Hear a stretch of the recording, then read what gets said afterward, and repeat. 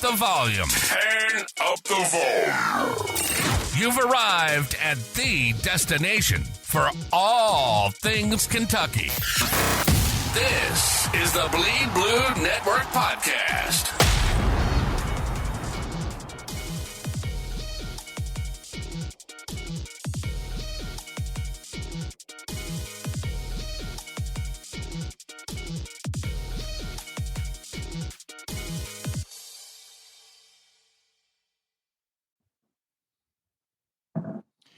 What's going on, Big Blue Nation? Welcome to the Bleed Blue Daily Show. I'm going to move my camera up a little bit so that way my head, there we go. That's much better. I'm Paul and joined by Joe, and we've got a big Friday show lined up for you guys today. Kentucky obviously plays Bucknell tomorrow. We've got recruiting news. We've got college basketball news. We've got football news, all kinds of good stuff. So I'll kick it to Joe, who broke some recruiting news last night on the Bleed Blue Network, and let you kind of jump in, Joe, and run with some of that news about Kentucky and a pretty high profile player for an upcoming class. Yeah, so I mean, I know we talked about it multiple times, but our coaches are starting to get in the rooms of the 2026, 2027, even the 2028 guys. And so the news I had broke last night around Jalen Mitchell, he's an Indiana prospect, top 5 in the class, small forward, around 6'8". He is going to be visiting Kentucky on an unofficial visit on November 29th. He's had schools like Arkansas, Missouri, and teams like Indiana, of course, Purdue. But he was really excited about the Kentucky visit. That he doesn't have an offer yet, but I suspect that once he gets on campus, that hopefully they'll offer him. Both Jason Hart and Alvin Brooks are tag teaming on that recruitment.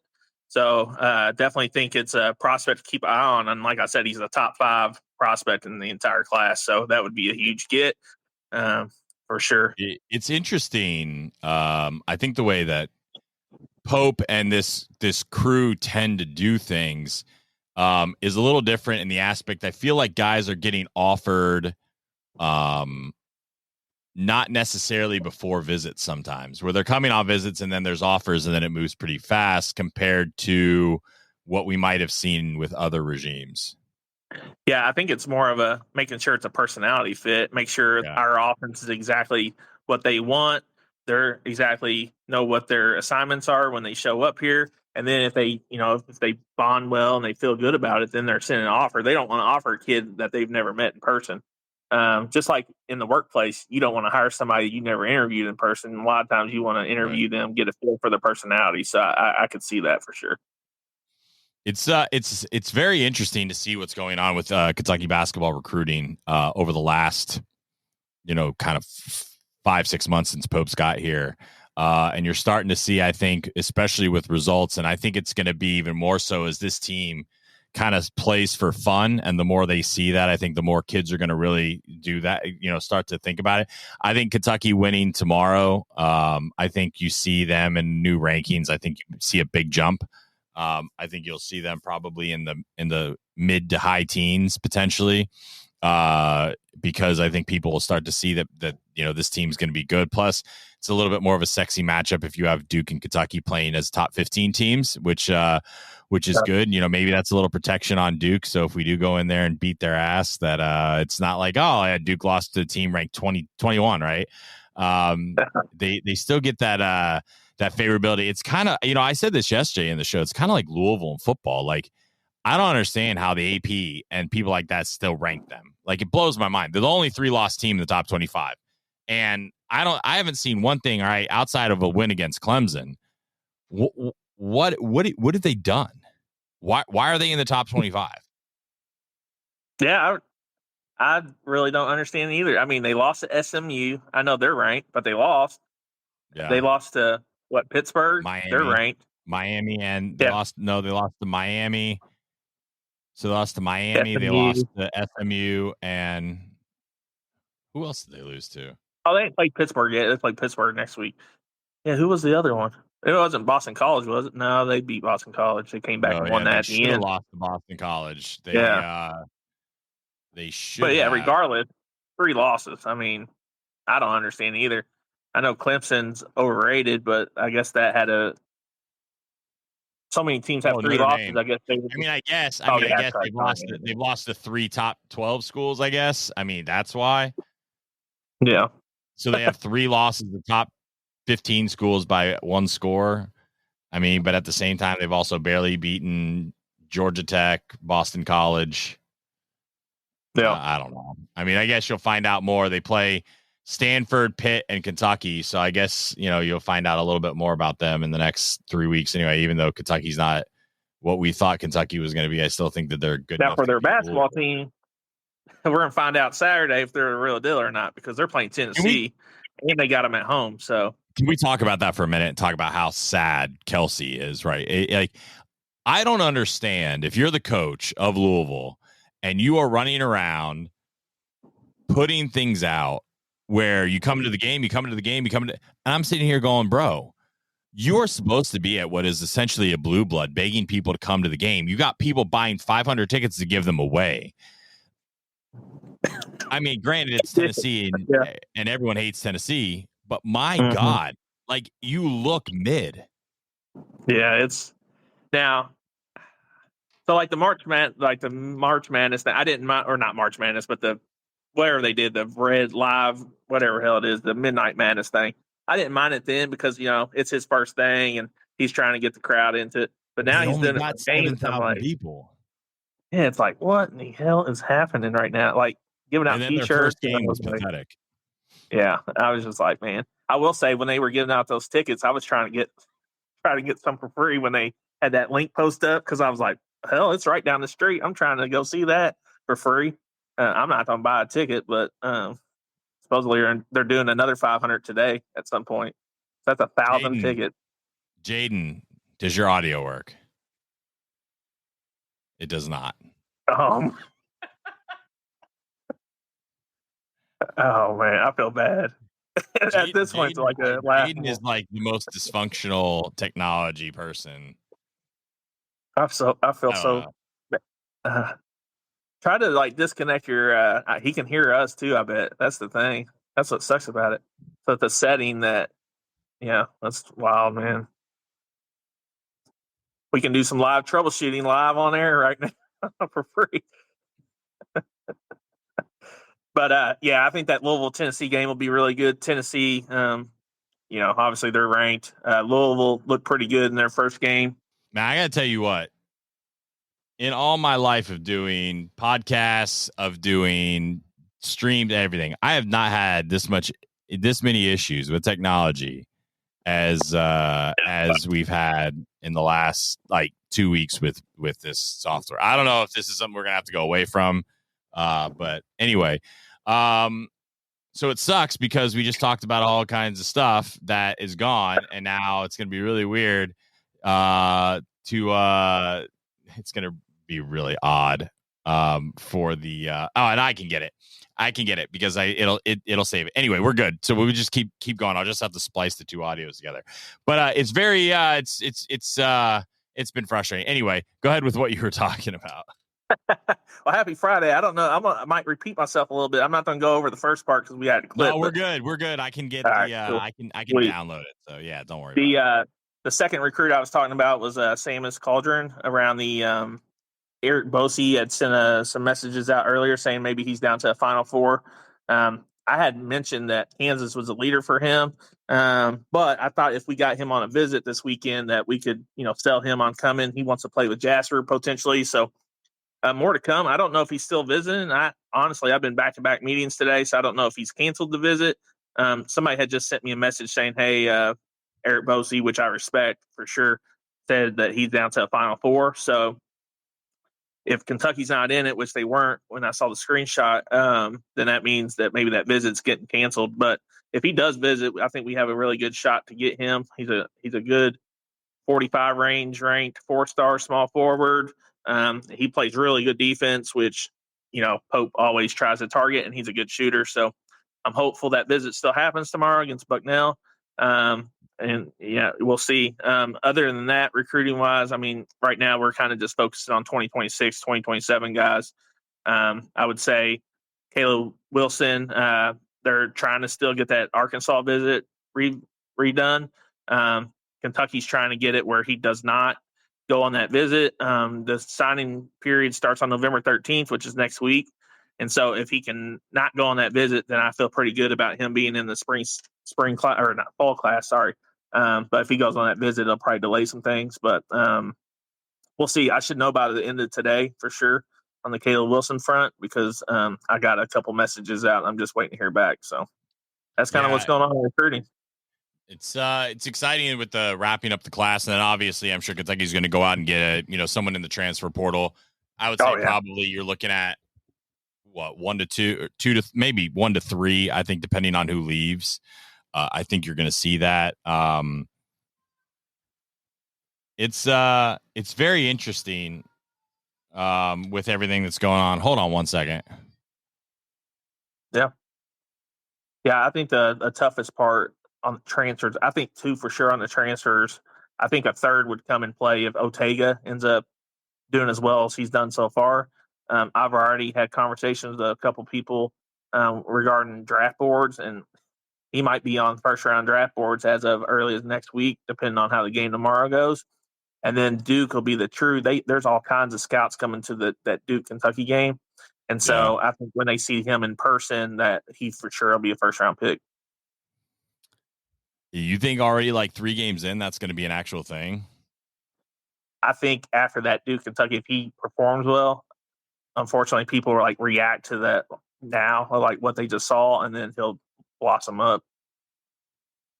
I mean, look, there's worse things to have, right? Like you play like shit, and nobody wants you. So I mean, I think he's a second round pick. Same with Jackson Robinson. He's projected to be late second round right now, but he's got no eligibility left.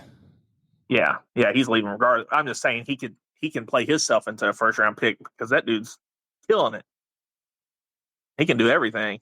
I mean, I don't know why you wouldn't want him on your NBA team, to be honest.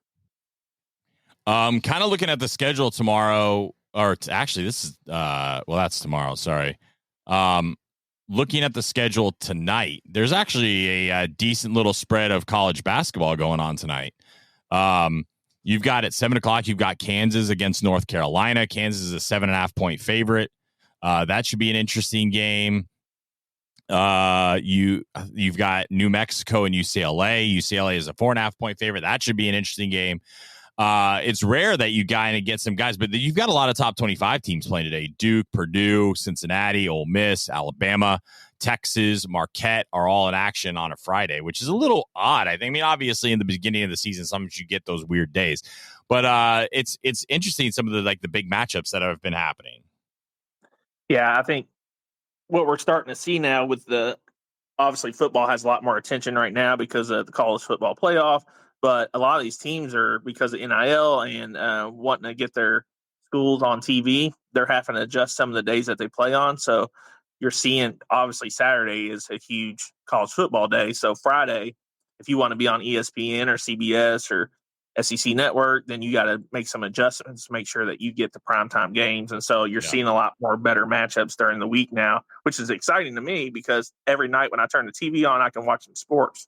It's awesome.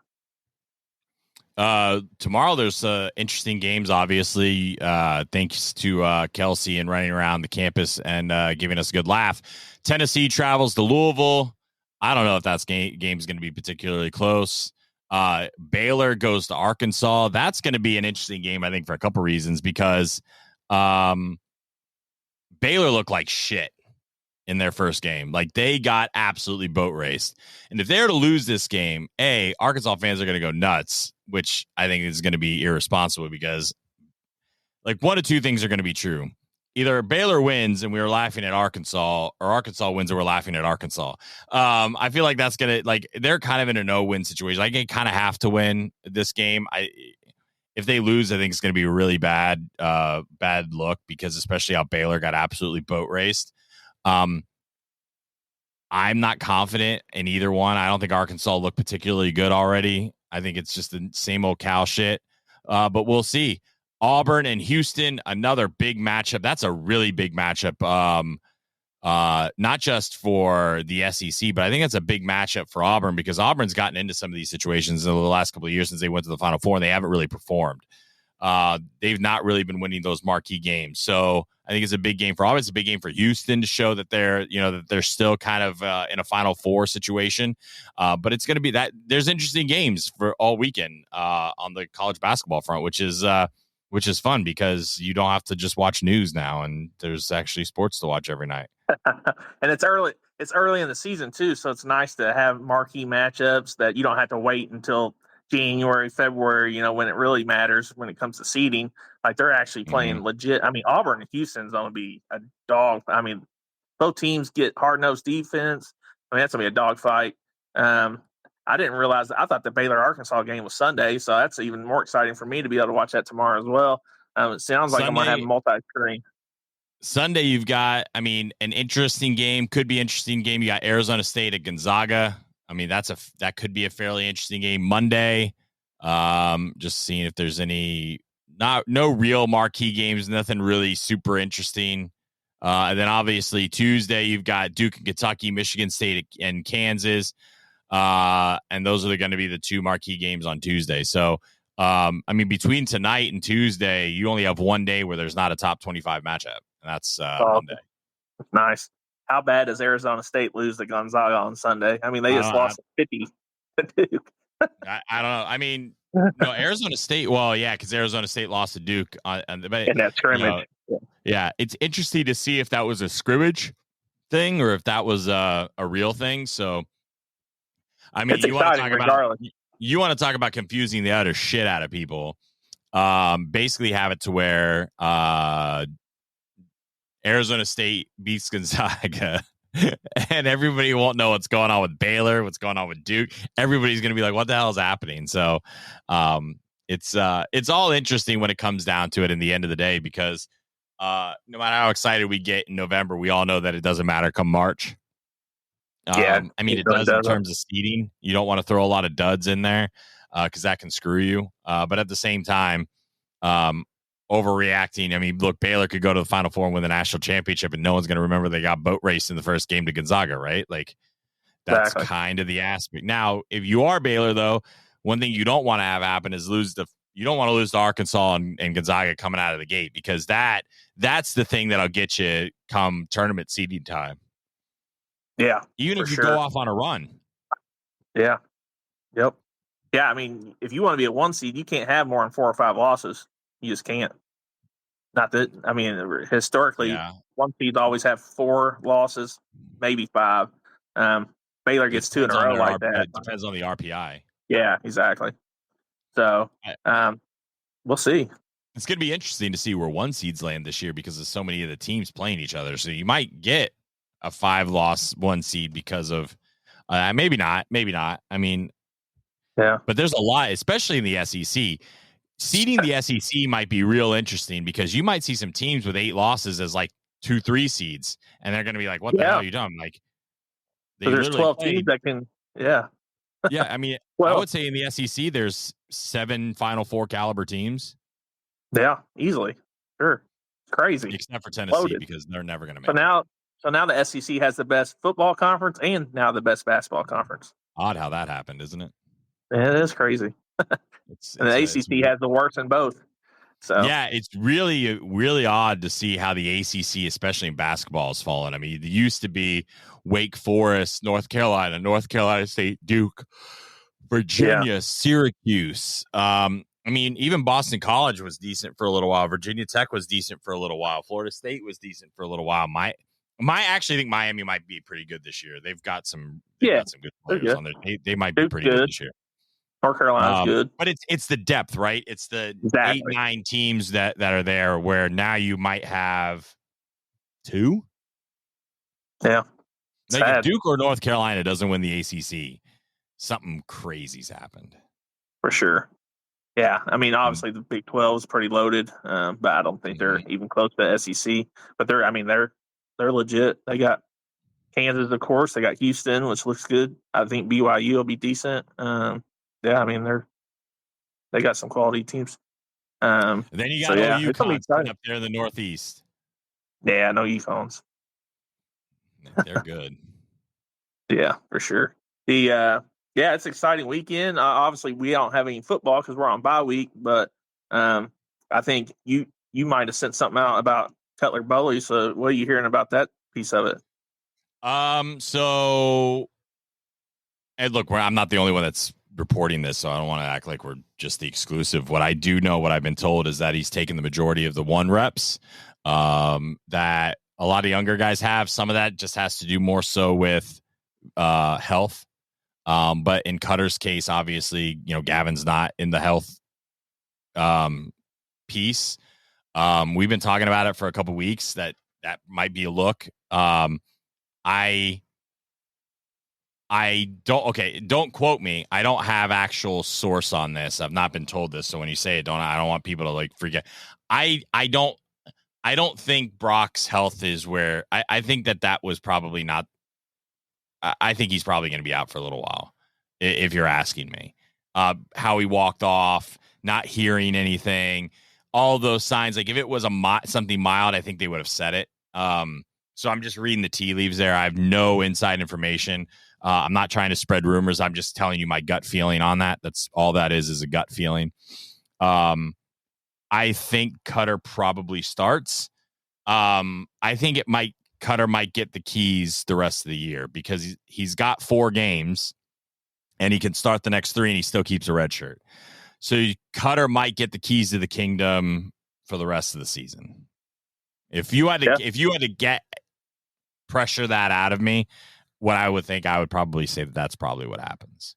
And at this point, I mean, obviously, unless we win out, we're not going to a bowl anyways. So I would rather and prefer, to let the younger guys play, see what we got. Because if we don't have what we think we have, then we need to hit the transfer portal even harder to make sure we're bringing in guys that make impact. Yeah, I think, look, with Cutter, it's a little different, right? Like he's young, he's going to make mistakes, right? Like I think it's does the good outweigh the mistakes, right?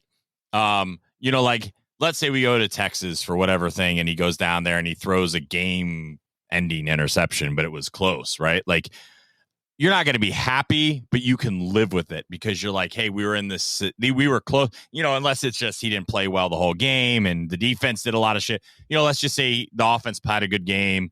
And at the end, I think you could live with that, right? Like you go with that and you go, all right, we got something, we're cooking, right?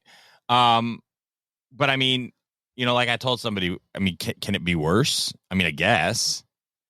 But I mean, I'd rather take the chance with the talent. Exactly. Yeah, always. You want to see what you got. Let them, but you got to be smart too. Like you said, he's not had a lot of action. I mean, he came into that Tennessee game and first pass through a pick. But I mean, other than that, we haven't seen much of him. We need to see what he can do. And now, if he comes in the Texas game and throws 6 picks, then we'll be like, yeah, this guy probably don't. I mean, even at that, man, I don't think we lose our head too much on this, no matter what. Yeah. But it's good to play the younger guys, just give them some experience. I mean, at the end of the day. Yeah, look, you can't, no matter what happens, if it's bad, you can't overreact. If it's good, you definitely overreact. Like, I mean, it's especially our fan base. Yeah, exactly. Like, I think he'll get some grace. I mean, he's a true freshman. He's a Kentucky kid. If he comes in and even does, even if it's mediocre, I think he puts more asses in seats anyway against Murray State. I think people would be curious to see something different. Oh, yeah. I think it's a catch-22 because you put the asses in the seats and you don't play well, and then everybody, but if you do, and then you play good against Texas, maybe there's, maybe it makes Louisville a little bit more exciting.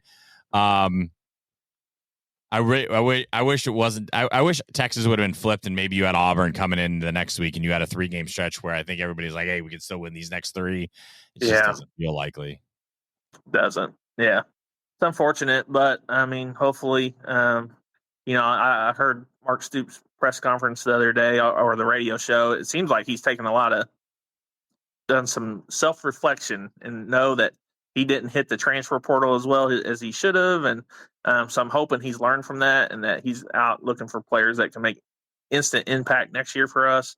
And we just live and learn, make a few changes. Maybe it's offensive coordinator, maybe it's defense. I don't know what it looks like. But as long as we make some type of changes where we have some promise, I feel good about it. But yeah, we'll see.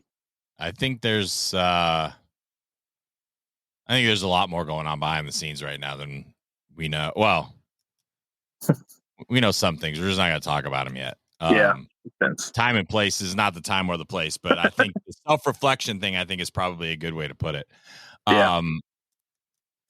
gonna get quoted by like ESPN, Bleed Blue Network. Hell yeah. Hey, I didn't say anything, man. I just he's probably Self-reflecting, a lot going that's what I on. always say. Look, Easy out. I mean, I think you have to, right? Like, I think, and we've talked about this kind of openly. I think if you're him, you have to be self-reflecting right now. You have to be thinking about the future, the legacy, all of that. And at the end of the day, like we've said, till we're blue in the face, it's going to be his decision no matter what happens. It doesn't matter what comes of it. It doesn't matter if Kentucky offers him anything. It doesn't matter. It's going to be his decision, and we'll see what happens. But I don't think that's anything we're gonna really be able to talk about in too much detail until the end of the season, anyway. So No, sure. Well, I appreciate you having me on today. I have to, of course, I got to bounce, but I hope everybody has a good weekend and go Cats. Yeah, go Cats. So, see you, buddy.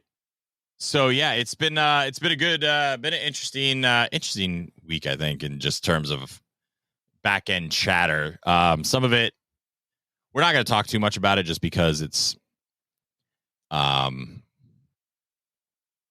just not at the point where things need to be out, because things are so fluid and moving. I think it doesn't make sense, but I do think that Cutter Boley starting would be good for Kentucky. I think it would be fun for the fan base. I would enjoy it. But no matter what happens, we hope Brock Vandegrift gets well soon, because nobody likes to see those types of any injuries. I mean, kind of happen. I think it's going to be very interesting the last couple of weeks in college football, obviously, with going down the stretch for the playoff race. A lot of de facto playoff games this weekend.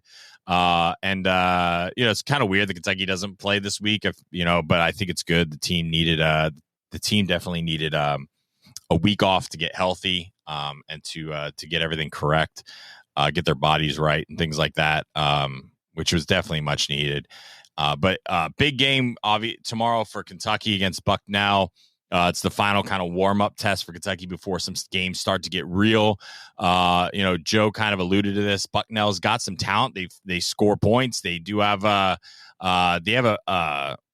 they have height. They got some big guards, 6'6", 6'3", 6'4". They've got a big guy in the middle, a 7-footer, so that even if he's not the kind of guy who can push people around, it's still a good test. It's a step up. Bucknell is perennially a tournament team, so that's good as well. Just kind of looking on an individual. They don't have their stats updated. I was gonna look. No, their 7-footer last year averaged.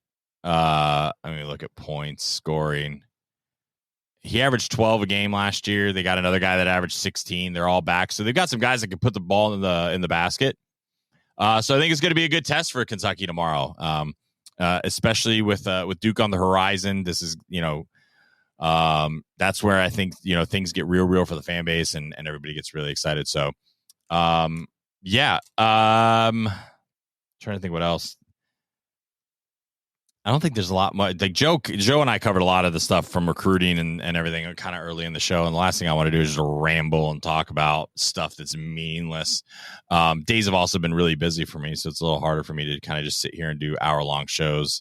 Plus, people don't want to listen to me talk and ramble for an hour long. I don't blame them, because I don't want to listen to myself. So, look, I think that's a good place to probably stop the show. Next week, obviously, we're going to recap the game. Hopefully, Jaden's got his audio situation fixed so we can get in more. Hopefully, we'll have some more football news with Mark Stoops' press conference on Monday before we have the next live show. We'll be previewing Duke. We'll be talking about, obviously, next week we'll be talking about Bucknell. On Monday, we'll be previewing Duke on probably Monday and Tuesday. We'll be recapping Duke on Wednesday. Really building up to Kentucky versus Murray State that weekend. You'll get a lot more practice notes, things that start to come out a little bit more. There's not a lot of media opportunity this week with football. There will be more media opportunity, obviously, next week. And so a lot of things kind of going on. Kentucky gets ramped right back up, going to a 3-week stretch of football, basketball, things like that. Make sure you're following along at Bleed Blue Network, or at Bleed B Network on Twitter, bleedbluenetwork.com. We've got articles and things like that, post-game analysis, recruiting, all that starting to come in. So make sure you're following that along. And we will get with you guys next week. Have a good weekend. Go Big Blue. Thanks for joining us on another episode of the Bleed Blue Network podcast. We hope you enjoyed diving deep into the world of Kentucky sports with us. Don't forget to stay connected by following us on Twitter at Bleed B Nation. Your feedback means the world to us. So take a moment to leave a review. Not only does it help us improve, but it also helps others discover the show. Until next time, keep cheering, keep listening, and keep bleeding blue.